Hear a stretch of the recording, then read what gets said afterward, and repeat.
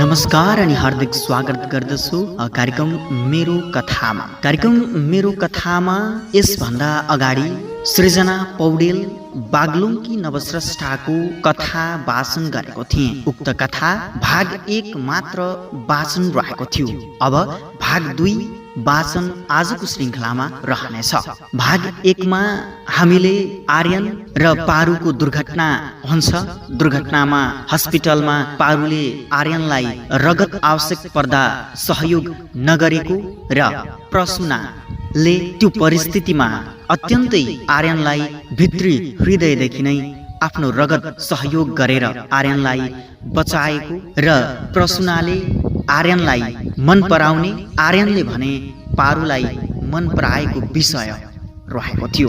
भाग 2 मा के साँच्चै भाग 1 मा जस्तै आर्यनले पारुसँग प्रेम सम्बन्ध अगाडि बढाउला या जिन्दगीभर पारुलाई आफ्नो श्रीमती बनाउन सक्ला, अथवा आर्यन र प्रसूनाको प्रेम सम्बन्ध जुन भाग 1 मा भएको गतिविधिले प्रगाढ बनाउला, अथवा प्रसूनाको प्रेमले आर्यनलाई जित्ला। भाग 2 मा के हुन्छ त? आउनुहोस्, सृजना पौडेल बागलुङकी नवस्रष्टाले लेख्नु भएको कथा प्रेम यात्रा भाग 2 आजको श्रृङ्खलामा वाचन यसरी सुरु हुन्छ।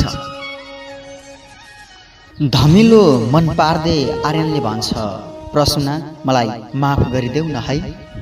साँच्चीकै तिमी जसको जीवनमा प्रवेश गर्छौ नि, सुन्दर बगैँचा जस्तै रङ्गी चङ्गी अनि सुगन्धित पारिदिन्छौ। तिमी म भन्दा राम्रोको लागि योग्य छौ, बरु म नै तिम्रो लागि लायक छैन। तर हामी जीवनभर असल साथी बनेर रहन त सक्छौ नि है। म कसका लागि योग्य छु भन्ने थिएन मैले चाहेको उत्तर, तर म तिम्रो लागि लायक रहेनछु। मैले मेरो उत्तर पाएँ आर्यन। तिम्रो खुसीको लागि म जे गर्न पनि तयार छु। सायद तिम्रो नजिक भएर तिमीलाई अरूको भएको हेर्ने सामर्थ्य ममा छैन, तैपनि तिम्रो असल साथी बन्न पाउँदा पनि मैले आफूले आफूलाई भाग्यमानी ठानेको छु। अहिलेलाई म जान लागेको सोहिल आर्यनको ख्याल गर है, अनि आमा बाबालाई पनि आर्यन पूर्ण रूपमा निको नहुन्जेल यतै बस्न भन्नु है। यति भनेर प्रसूना पनि टुटिएको मन लिएर अस्पतालबाट बाहिरिन्छे। लामो बाटो बसमा यात्रा गर्दाको थकान, आर्यनको होस आएपछि उसँग आफू र प्रसूना रहने जनाएर आमा बुवालाई सोहिलको कोठामा पुर्याएर आएको थियो। यतिकैमा सोहिल केही बोल्न खोज्दै थियो, तर आर्यनले आफूले आराम गर्ने भनेर उसलाई चुप लगायो। डाक्टरले पनि अर्को दिन बिहान 10 बजेपछि आर्यनलाई घर लैजान मिल्ने कुरा बताएका थिए। आज साँझ परिसकेको थियो। त्यो रात आर्यनसँग सोहिल बस्दै थियो। प्रसूनाले बारम्बार फोन गरेर आर्यनको स्वास्थ्य स्थिति बुझिरहन्थे। भोलिपल्ट ऊ हस्पिटलबाट छुट्टी दियो। 2-3 दिन घरमै आराम गरेपछि एक दिन ऊ पारुलाई भेट्न जाने भयो। ऊ घरमा आराम गरिरहँदा प्रसूनाले बारम्बार फोन गरेर स्वास्थ्य स्थिति बुझ्ने गर्थे भने पारु एक पटक भए पनि आर्यनलाई फोन गर्न भ्याउँथिन। पारुले नै उसलाई गरेको फोनमा अर्को दिन कलेज नजिकैको फन पार्कमा भेट्ने आग्रह आर्यनले गर्यो। पारुको पनि सहमतिपछि अन्ततः उनीहरू फन पार्कमा भेट भए। केही सामान्य कुराकानी पश्चात आर्यनले कुरा खोर्यो। यो समय यो सब कुराको लागि ठिक छ छैन म जान्दिन, तर के भन्न खोजेको स्पष्ट भन न। यो समय त्यो समय कुरा नघुमाउन आर्यन। पारु, तिमीलाई थाहा छ नि है, म तिमीलाई माया गर्छु भन्ने कुरा। पारु, तिमी बिनाको मेरो जीवनको कुनै अर्थ छैन। पुरै फिका फिका हुन्छु म। के तिमी मेरो जीवनमा आएर जिउनुको अर्थ दिन्छौ? के मेरो सादा कागज जस्तो जिन्दगीमा मायाका रङ्गीन अक्षरहरू कोरिदिन्छौ? माफ गर आर्यन मलाई, तर म तिमीलाई यो कुरामा साथ दिन सक्दिन। हो, तिमीले मलाई बचायौ, तर यसको मतलब यो होइन कि म तिमीसँग प्रेम जाल बुनौ।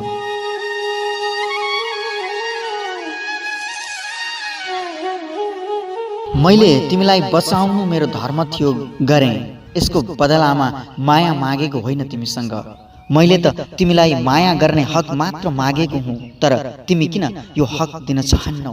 बताउन त सक्छौ नि के कमी छ ममा? कमी तिमीमा होइन ममा छ। सहरमा जन्मेर सहरी रहन सहरमा हुर्केकी म तिम्रो त्यो धुलो मैलो डाँडा काँडा भएको गाउँमा जीवन बिताउन सक्दिन आर्यन। म समस्या यति हो भने तिम्रो खुसीको लागि हामी गाउँमा नबसाउँला हुँदैन? फेरि म अरू कसैलाई माया गर्छु अनि ऊ पढेको मात्र होइन सहयोगी र धनी पनि छ। त्यसैले आर्यन तिमी मेरो खुसी चाहन्छौ भने अबदेखि मेरो पछि नलाग। मलाई माफ गर पारु, तर एकपटक उसलाई देखेर मात्र तिम्रो जीवनबाट टाढा गइदिउँला। फोटो त देखाउन सक्छौ नि उसको है? असीम हो उसको नाम भन्दै आफ्नो स्मार्टफोनमा उसको फोटो देखाए। सधैँ सुखी रहनु भन्दै दुखीको मन लिएर घर फर्केको आर्यनको मन घरमा पुग्दा उनको प्रतीक्षामा बसेकी प्रसुना र उसको बोलीले झन् टुक्रा टुक्रा पर्यो। आर्यन मेरो बिहे हुने भयो, तिमी जरुर आउनु है। इलेउ बिहेको कार्ड खोलेर हेर्छ त देख्छ असीम विथ प्रसुना।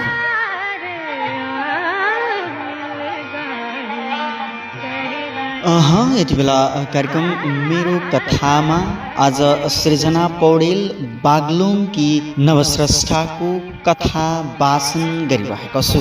प्रेम यात्राको बाँकी अंश आजको श्रृङ्खलामा वाचन गरिरहेको छु। कार्यक्रम मेरो कथामा तपाईँ हुनुहुन्छ यति बेला काँसुली युट्युब च्यानलमा हामीलाई हेर्दै अनि सुन्दै हुनुहुन्छ। कार्यक्रम कस्तो लागिरहेको छ कृपया सल्लाह सुझाव अनि प्रतिक्रियाका लागि हामीलाई यसै भिडियोको कमेन्ट बक्समा कमेन्ट गर्न नभुल्नुहोला।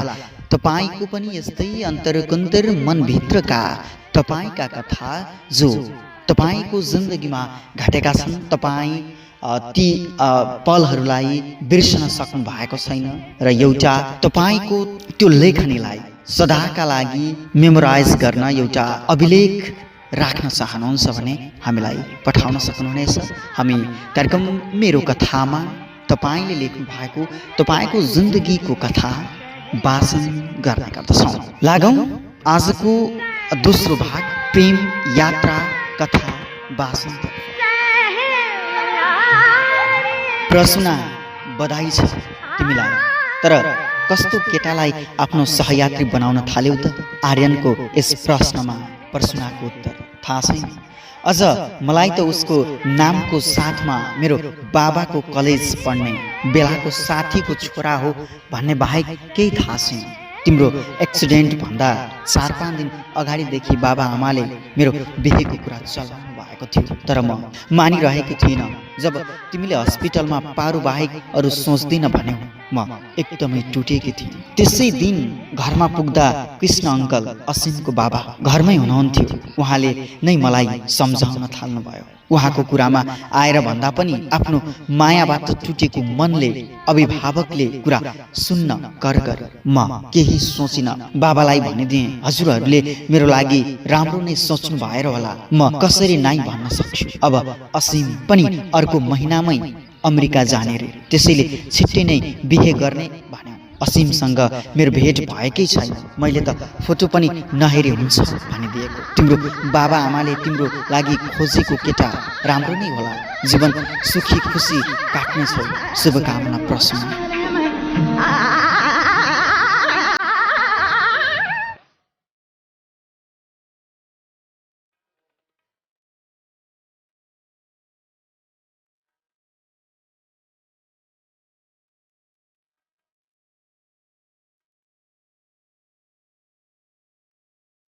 शुभकामना मात्र होइन अङ्कल आन्टी अनि तिम्रो प्रतीक्षामा म हुनेछु, जरुर आउनु। तिम्रो बिहे अनि म नआउनु त्यसो होला त? ढुक्क हुनु, पक्का आउनेछु। हुन्छ अहिलेलाई म जान्छु। पारु तिम्रो बिहे हुँदैछ रे हो? त्यो पनि प्रसुनासँग। म माथि यति ठुलो धोका? असीम धोका कस्तो? कहिले स्वीकार गरे मैले तिम्रो माया? तिमीले एक्लै माया गर्छु भनेर हुन्छ? एकतर्फी रोटी पाकेको देखेको छौ? हो त्यस्तै हो तिम्रो र मेरो माया, एकतिर जल्ने एकतिर काँचै बुझ्यो। पारु के रे, आखिर मैले तिमीलाई माया गरेको थिइनँ र? अनि प्रसुनामा भन्दा के कमी छ म? असीम कुरा कमी र बढीको होइन, कुरा हो म प्रति मेरो आमा बुवाको विश्वासको, अनि कुरा हो मेरो आमा बुवाको भावना अनि रोजाइको, जसलाई म कुनै हालतमा नकार्न सक्दिन। त्यसैले तिमी बुझ्ने प्रयास गर।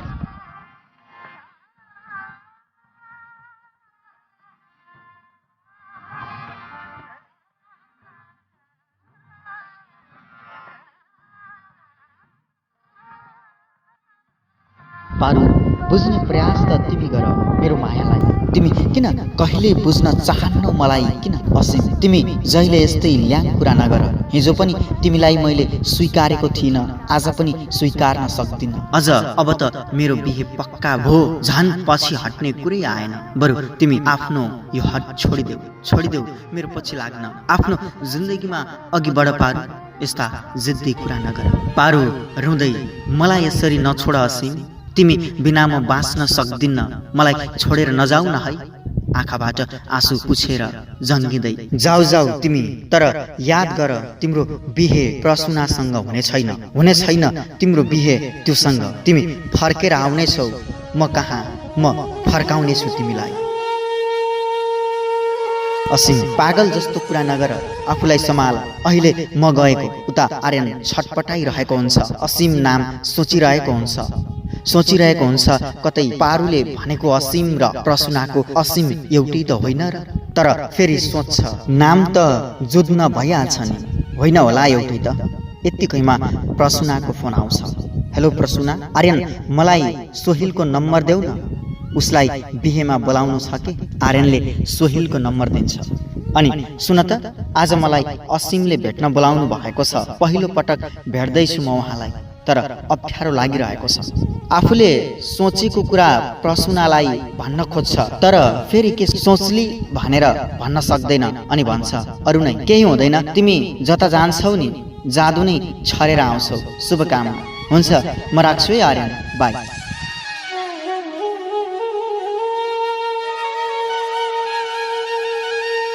बेहुलीको भेषमा सजिएकी प्रसुना कुनै परीभन्दा कम देखिएकी थिएन। निम्तो मान्न आएका निम्तालुहरू आफन्तहरू यताउता गरिरहेका थिए। छोरा मान्छेहरू कोही गफमा त कोही काममा व्यस्त थिए। आइमाईहरू एक अर्काका गहना र कपडाको बारेमा गफिँदै ठिक्क थिए। तर प्रसुना भने आर्यनको बाटो पुरिरहेको थियो। विवाह सुरु भइसकेको थियो, तर आर्यन आइपुगेको थिएन।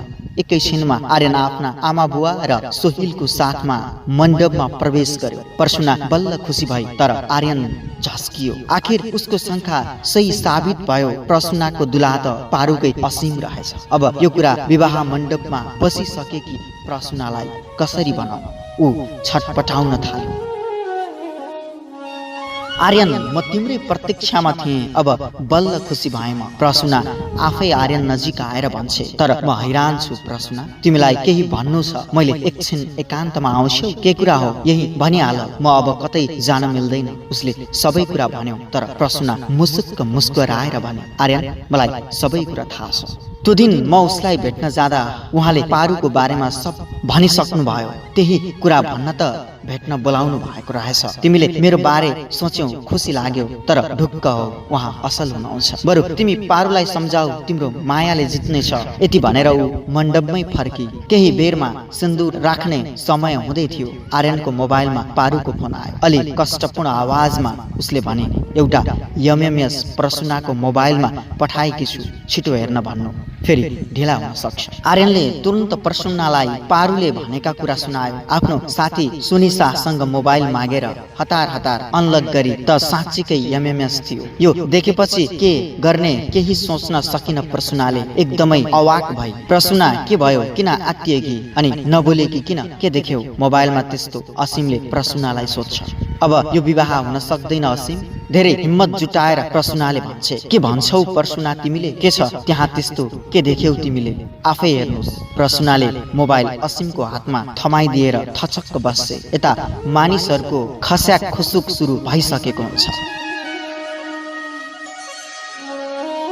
कार्यक्रम मेरो कथामा सम्झना पौडेल बागलुङकी नवस्रष्टाको कथा वाचन गरिरहेको छु। प्रेम यात्रा भाग 2 आजको श्रृङ्खलामा वाचन गरिरहेको छु। कथाले अझ जटिल मोड लिएको छ। प्रसूना र असीमको विवाह रोकिएला त यो थाहा पाउन भने पुरा कथा सुन्नुपर्ने हुन्छ। तपाईलाई कति पनि जिज्ञासामा नराखिकन पुनः कथा वाचन गर्नतर्फ लाग्छु। अबको क्रममा कथा यसरी सुरु हुन्छ।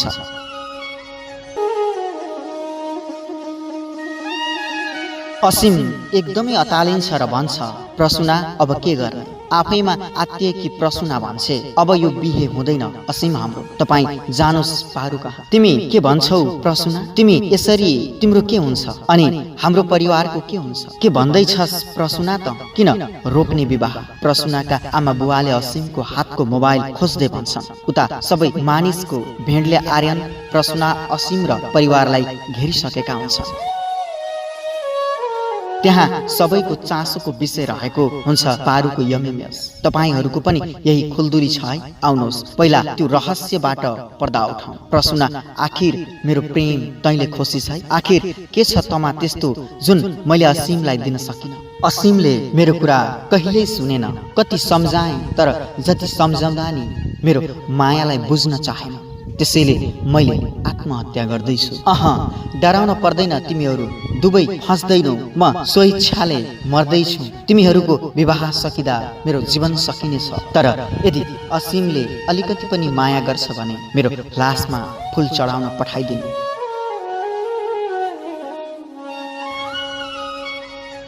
रुँदै रुँदै यति भने कि पारुले चक्कुले आफ्नो नाडीको नसा काट्छे। कसैको मृत्युमा यो विवाह सम्पन्न भयो भने पनि जीवनभरि हामी खुसी हुने छैनौँ असीम, थाहा छ। गल्ती यहाँ हजुरको पनि छैन अनि मेरो पनि।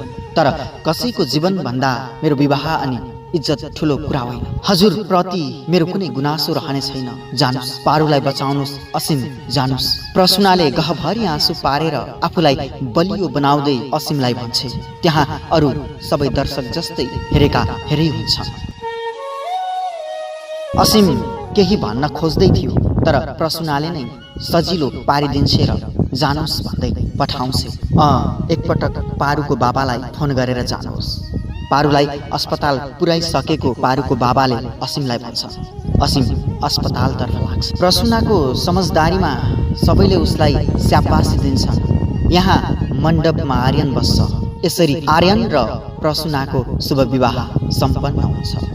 प्रसूनाले आफ्नो प्रेम प्राप्त गर्छे अनि आर्यनले आफूलाई माया गर्ने मान्छे। दुवै जना पढाइसकेर राम्रो काममा नलागेसम्म सन्तान नजन्माउने सल्लाह गरे। आफ्नो पढाइसँगै आफ्नो वैवाहिक जीवन पनि सफल बनाउने प्रयत्नमा दुवै जना जुट्न थाले। उता असीम र पारु बीच के भयो खै। तर केही समयपछि आर्यन अमेरिका जान्छ। फेरि पारु पनि बाबा आमाले रोजेको केटासँग विवाह गरेर घरबार बसाउँछ।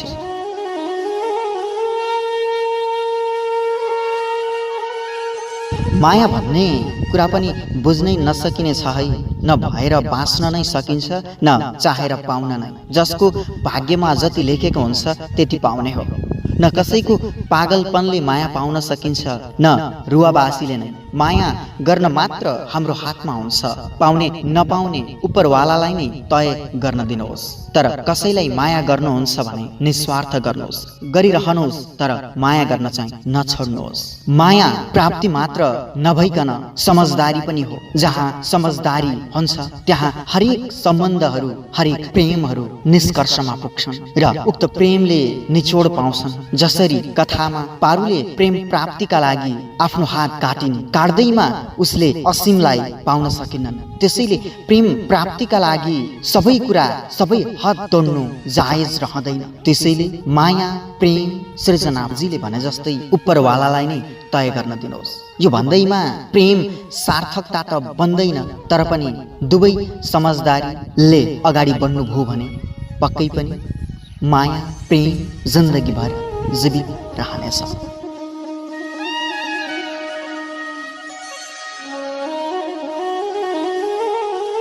कार्यक्रम मेरो कथामा सृजना पौडेल बागलुङकी नवस्रष्टाको कथा प्रेम यात्रा वाचन गरे।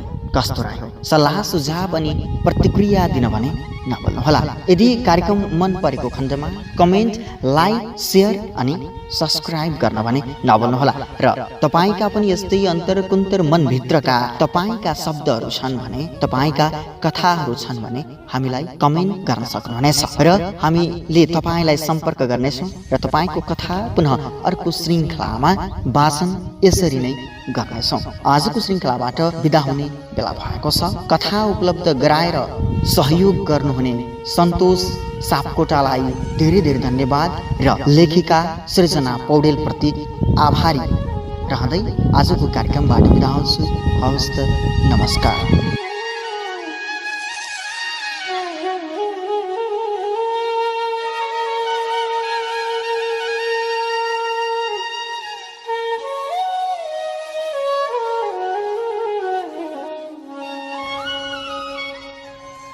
कुना कुनाको खबर, गाउँदेखि सहर, साहित्य, मनोरञ्जन, कला, संस्कृतिको सम्मिश्रण। यो हो काँचुली युट्युब च्यानल।